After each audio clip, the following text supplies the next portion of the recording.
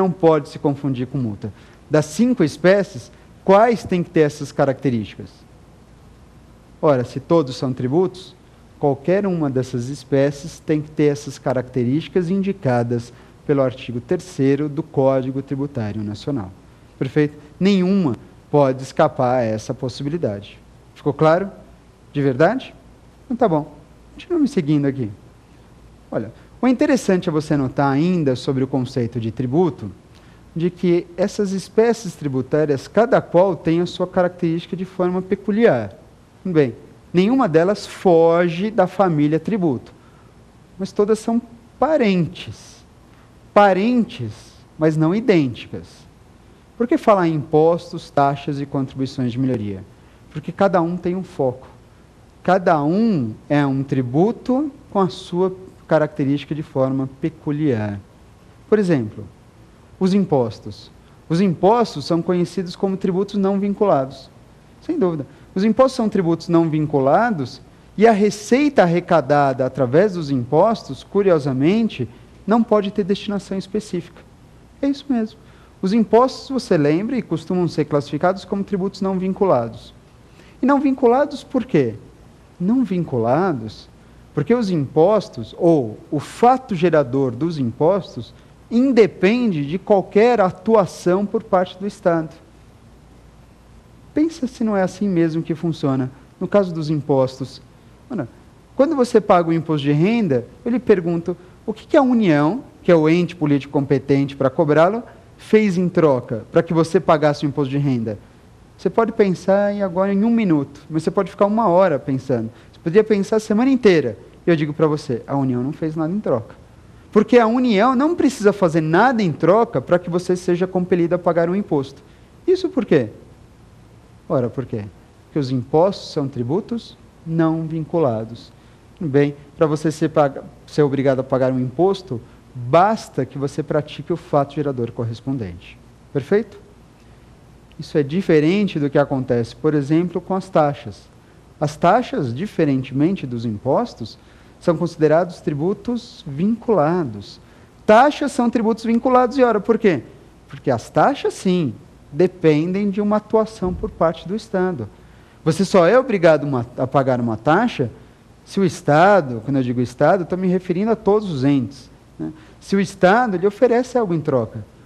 O Estado, o município, a União tem que lhe prestar um serviço público, tem que lhe oferecer um serviço público. Enquanto não oferecer um serviço público, você é obrigado a pagar uma taxa? Absolutamente. Da mesma forma, para a gente encerrar, funcionam as contribuições de melhoria. A partir de que momento eu sou obrigado a recolher uma contribuição de melhoria? A partir do instante que existe uma obra pública, e essa obra pública implica em valorização imobiliária.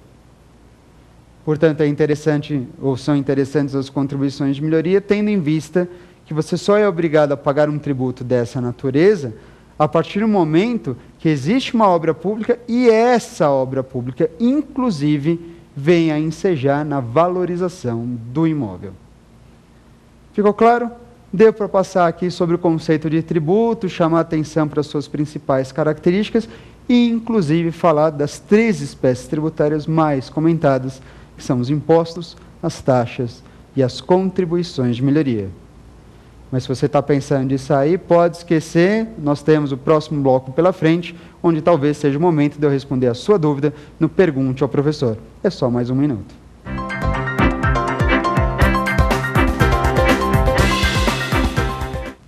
Voltamos então para o nosso segundo bloco, justamente o Pergunte ao Professor, e que você sabe muito bem que pode e deve participar cada vez mais, encaminhando seus e-mails justamente para o provafinal@lfg.com.br. Não deixe de encaminhar suas dúvidas, não deixe de encaminhar suas perguntas. Quem sabe, inclusive, a sua pergunta não se transforma no tema no dia do próximo programa de Direito Tributário.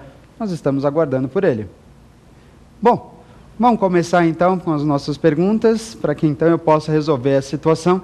Pode ser, quem sabe, que hoje seja o dia da sua pergunta que você encaminhou. Vamos lá então para a nossa primeira pergunta? Professor Alessandro, existe diferença entre vinculação de receitas e vinculação de fato gerador? A pergunta é bastante interessante quando ele diz assim, escuta, Existe diferença entre vinculação de receitas e vinculação do fato gerador? É uma pergunta bem interessante mesmo. Aliás, é algo que costuma ser bastante confundido.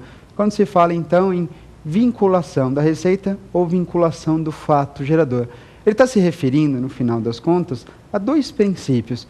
Seria o princípio da não vinculação do fato gerador e o princípio da não afetação das receitas. São temas diversos e que a pergunta é boa porque, apesar dessa diversidade, eles invariavelmente costumam ser confundidos. Quando se fala em não vinculação do fato gerador, ele lembrou aqui o nosso colega a respeito dos impostos. Provavelmente ele estava pensando nos impostos. Porque, como eu tinha dito, inclusive, anteriormente, no nosso tema do dia, os impostos são conhecidos, reconhecidos, como tributos não vinculados. E não vinculados por quê? Porque o fato gerador de um imposto independe de contraprestação estatal. Pois é, quando costuma-se falar em não vinculação, está se referindo invariavelmente ao fato gerador. Isso quer dizer o quê? Que o fato gerador dos impostos independe de qualquer atuação por parte do Estado. O fato gerador. Para gerar a incidência de um imposto, o que o ente político tem que lhe oferecer em troca? Para gerar a incidência do imposto, o ente político não precisa oferecer nada. Por isso, dizer que os impostos têm fato gerador não vinculado, ou seja, o fato gerador dos impostos não depende de nenhum tipo de contraprestação estatal. Perfeito? Tá bom. Agora, o que quer dizer vinculação das receitas?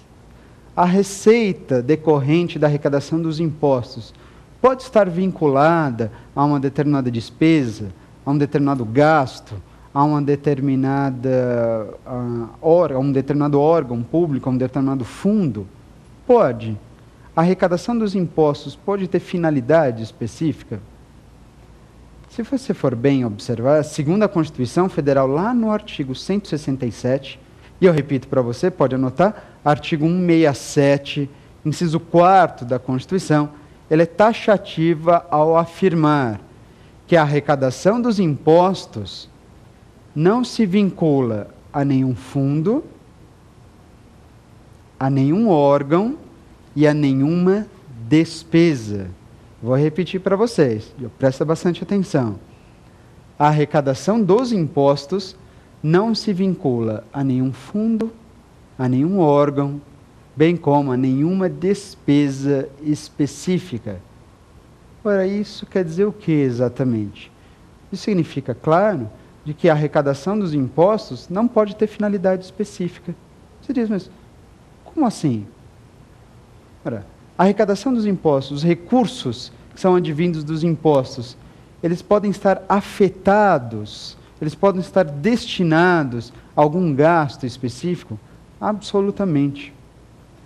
Seria o exemplo em que eu poderia destacar o IPVA. Imagina o IPVA. Eu posso dizer que toda a arrecadação do IPVA serve justamente para providenciar sinalização mais adequada nas estradas de rodagem? O governo do Estado pode estabelecer uma lei dizendo que 70% de tudo que arrecadar o IPVA vai ser destinado às estradas de rodagem? Ele não pode fazer isso. E não pode por quê? Porque a Constituição proíbe. O objetivo do legislador constitucional foi justamente evitar que a arrecadação dos impostos ela fosse engessada a uma determinada despesa, a um determinado gasto. Quando você diz que a arrecadação dos impostos não pode ser engessada, você está dizendo que a arrecadação dos impostos ela não pode ser afetada a nenhuma finalidade, a nenhum objetivo. Portanto, para fechar e responder claramente a pergunta, essa nossa primeira pergunta, não vinculação do fato gerador, ou não vinculação dos impostos, melhor dizendo, não vinculação dos impostos diz respeito ao fato gerador, porque o fato gerador dos impostos não depende de contraprestação estatal. Não vinculação diz respeito ao fato gerador dos impostos. E não afetação é a melhor expressão para falar a respeito das receitas. Se você ouvir falar em não afetação das receitas, Isso significa dizer que os